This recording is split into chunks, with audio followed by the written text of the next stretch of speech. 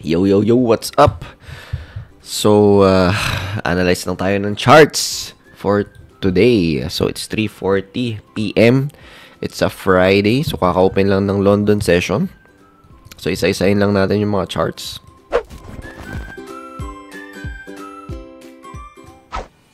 So, AUD-USD.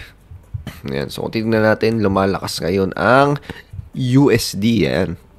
Kaya nagkakaroon ng downtrend sa mga ka-pair niya katulad ng Euro, ayan, GBP. So, lumalakas talaga ang USD in general. Ito, USD CAD, ayan, tingnan nyo, lumalakas siya. So, makikita natin yan sa Dixie. Ayan, dito sa Dixie. Kung titingnan natin, simula ng June hanggang September is downtrend siya. Then, nagsimula lang around September or October 1, nagsimula lang siya mag-uptrend. Ayan, so tingnan natin kung magkakaroon ng breaks yan sa mga resistance na malalakas. So, for now, ayan, malakas talaga ngayon ang USD. Kaya kung titingnan nyo, ayan. So, kung papasok tayo ngayon sa mga USD na mga charts, make sure lang natin na break muna yung mga support. Then, ayan, magkaroon ng mga tinatawag na pullback. So, break and retest lang tayo lagi. Okay? So, ayan, for our time frame tayo para mas kita. Ayan, so tingnan nyo pag nasa lower time frame tong Euro-USD, ayan, so nagkaroon ng medyo uptrend na trend line, and doon nag-break, ayan, so pwede kang pumapasok dito sa mga pullback, pero syempre yan, hindi ko napasukan yan.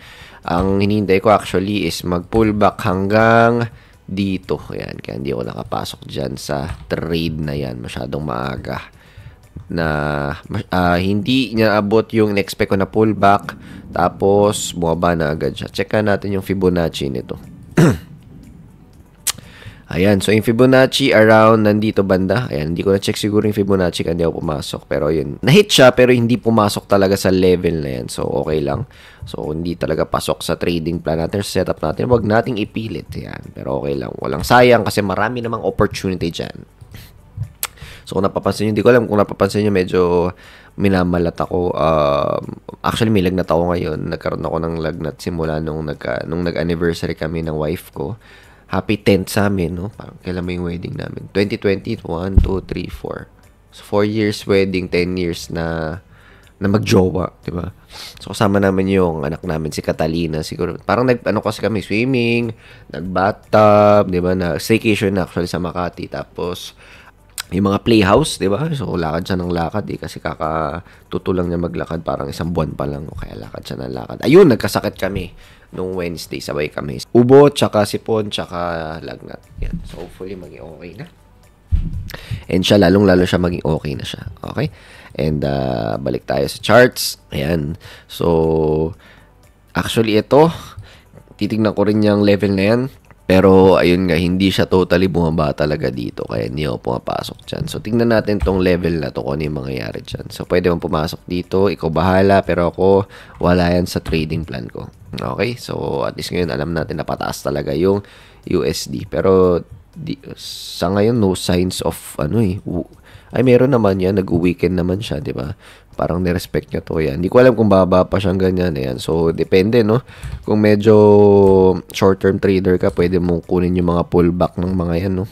Pero kasi, more swing talaga ako sa ngayon. Ayan. So, tingnan natin to. AUD CAD. Okay. So, yung AUD CAD, in general, uptrend talaga siya.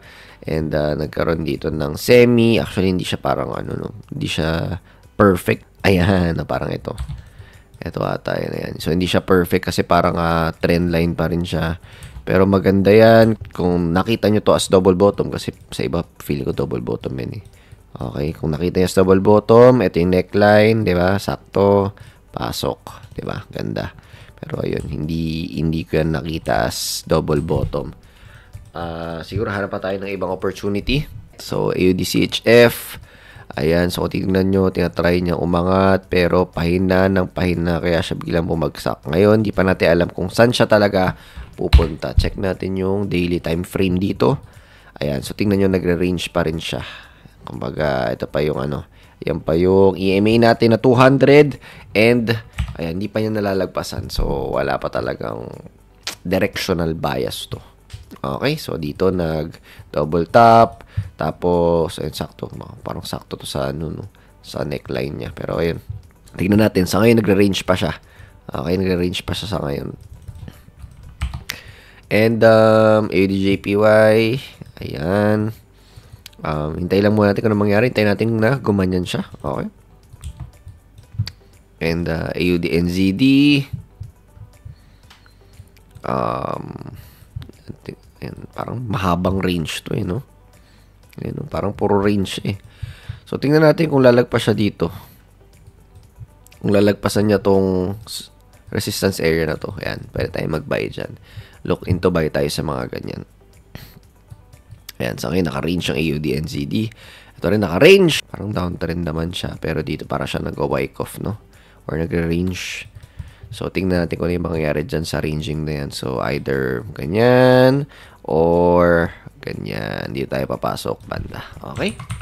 So, basic. Sobrang basic lang na ng mga charts. More lang talaga. Patience lang. Tas konting basa-basa lang sa mga news. Mga economic events. Ganyan. Economic data. Ayan. So, ano ba nangyari dito sa JPY? Ayan. So, actually, hindi ko to tinrade. Okay? So, parang nagdalawang isip ako nun. Pero sakto kasi yan. Itong Fibonacci, di ba? Tapos, ayan. Bakit ba ako nagdalawang isip to? Kasi, nung time na to, parang may chance kasi na lumakas si JPY. Kaya hindi ko to binay. Okay? Pero yan, tignan nyo. Humina ulit si JPY. Ito rin humina ulit si JPY. Ayan. Nung humina siya, yan, umangat tong CHF JPY, pati tong CAD JPY. Ayan. Kaya, hindi ko tinrade dyan. Hindi ako ganun kasold pa nun sa JPY. Pero okay lang, di ba? Ano lang muna tayo. Chill lang. Di ba? Doon tayo sa mga mataas yung confidence natin na trade. Euro AUD. Ayan. Ayan. Okay. So, parang sa ngayon, nagre-range pa rin siya, dito. Mahaba-habang range yan. So, tingnan natin sa 4-hour na time frame. Ayan. Sa 4 hours, hintayin natin mag-uptrend pag nilagpasan niya tong area na to. Okay. So, sa ngayon, hindi pa natin alam kung saan siya papunta. Alright. Euro AUD. Okay. Ito yung isa kong trade na tinamaan yung stop loss ko. Okay, bumaba. Ayan, nag-range pa rin siya. Pangit, ayoko yan. Okay, ito, nagkakaroon descending triangle. Tingnan natin kung ano yung mangyayari dito. Okay. Hindi ako masyadong sold sa descending triangle na to. So, wala yan. Okay, so wala rin to. Ranging. Ito, hintayin natin na mag-pass. Okay, so mataas yung chance na magkaroon ng rito. Ng breakout tapos retest. Ayan, yun yung mga hinihintay natin. Okay? Euro NZD. Ayan, ganun ulit. Simpleng. Okay, breakout, retest. Okay, buy. Ganun lang yung mga hinihintay natin lagi. Alright. Okay, so ito ata isa kong trade, no? Talo agad. Nakatawa. Okay, so ayan. O, pwedeng gumawa ka ng ganyan. Check natin sa daily. Pwede rin naman. Pwede rin. Okay, parang ganyan, no? Pwede. Check natin sa 4 hours. Okay, so pilit ba yan? Medyo pilit, ayan. Huwag na lang. So, ayan, no? Merong support area dito. Okay, so ito yung resistance, no? Nalagpasan. So, magulo pa sa ngayon. So, wala tayong magagawa muna dito. GBP CAD. Baba na maba, tapos umangat. Ayan, so nasa ranging na siya ngayon. Okay, so hindi natin alam kung ano yung pang mangyayari dito. Hintayin natin na mag-breakout dyan sa... Ayan. O, eto. Anong nangyari dito? Tanggalin natin to. Okay. So... Okay, so pag medyo zoom natin, ayan, pwede tayong maghintay ng malapit na mga breakout sa mga levels na to. So, ito, level 1, ito ay level 2. Okay? Ayan, dalawa. Sa ngayon kasi, tinan nyo, nasa gitna siya ng EMA. So, nag-ranging pa siya. Okay rin yung JPY, ayan. So, kung mag-hold pala kayo ng mga trades, okay rin yung no? May mga positive swaps. So, dito natin makikita, ayan. Okay, so, for example, yan, mataas yung interest ng GBP, ayan, i-pair mo siya sa mababang interest JPY. So, pag nag-hold ka ng trades na yan, positive swap siya. Pag hindi naman, negative swap. Okay? So, ayun yung mga konting tricks and tips and tricks na nakakuha natin kay Coach X. Okay, sa mga fundamentals niya.